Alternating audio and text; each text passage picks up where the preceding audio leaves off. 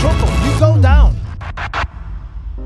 Francis Ngannou is back to being scary, and there's a few reasons for that. The mental side is obviously a big part of it. You see the difference in Ngannou's approach. He's not rushing it like he did against Stipe, and he's not hesitant like he was against Lewis. His fight IQ has improved drastically over the last 2 years. And for Ngannou, I almost want to say it's not so much about his fight IQ improving, it's more about trusting his instincts. Because Francis Ngannou is a true, natural fighter. Let's take a look at the evolution of a monster. To see how Ngannou has improved since his first loss, let's look at his fight with Junior Dos Santos. First thing to notice is the power in his leg kicks. It's very quick, snappy, and it's almost a soccer kick in many ways. He puts his whole weight behind it, and he uses no energy to bring back his foot after the kick. If he misses with that technique, he would lose balance for sure, or at least spin a little bit. But because he hits Junior, the resistance kind of naturally restores Ngannou's balance.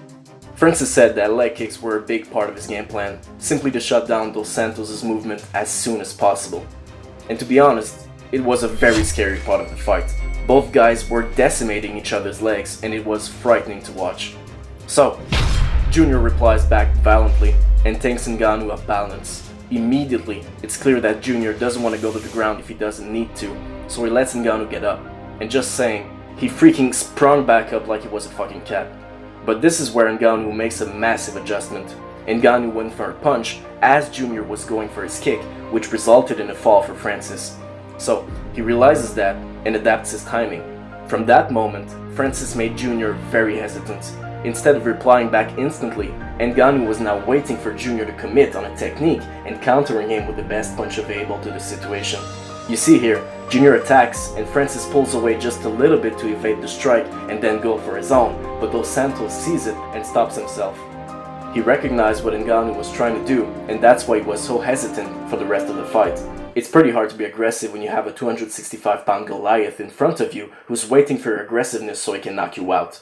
Francis essentially gives two options to Dos Santos. Either you commit and you try to hit me before I can hit you, or you try to counter my counters.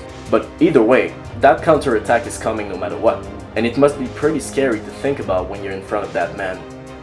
Now Ngannou arrives in a favorable position. He's cutting off the octagon and Dos Santos is trapped. He goes for the jab overhand as Dos Santos circles away from it and his back went against the cage. But this is where Ngannou has shown that he has made a lot of progress. Instead of chasing Junior to try to cut him off again, like he did against Stipe, Ngannou takes his time and goes back. But watch where he goes back. It looks like nothing, but this is literally the perfect spot for Ngannou to be in, and let me tell you why. Dos Santos wants to evade Ngannou's power side at all costs, so he needs to circle to Ngannou's left. But what happens if he applies that strategy in that part of the octagon? His back would be against the cage and Ngannou would easily cut him off again and hit him. And if Junior circles to Ngannou's right instead, he exposes himself to the most dangerous human power the surface of the earth has ever seen. Ngannou gives his opponents pretty bad choices, you have to admit. Terrible or worse. So instead of gassing himself out, chasing Junior, he conserves his energy and positions himself effectively. Not bad for a guy who started MMA 5 or 6 years ago. Look at his knees, the way they casually change directions with perfect fluidity. It took a horrible fight against Lewis, but Ngannou has finally found his flow state again.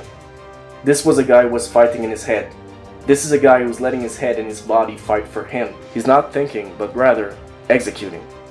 Being such a natural, Francis Ngannou knows what he's able to do, and so trusting his instincts is really the only and the best thing he can do.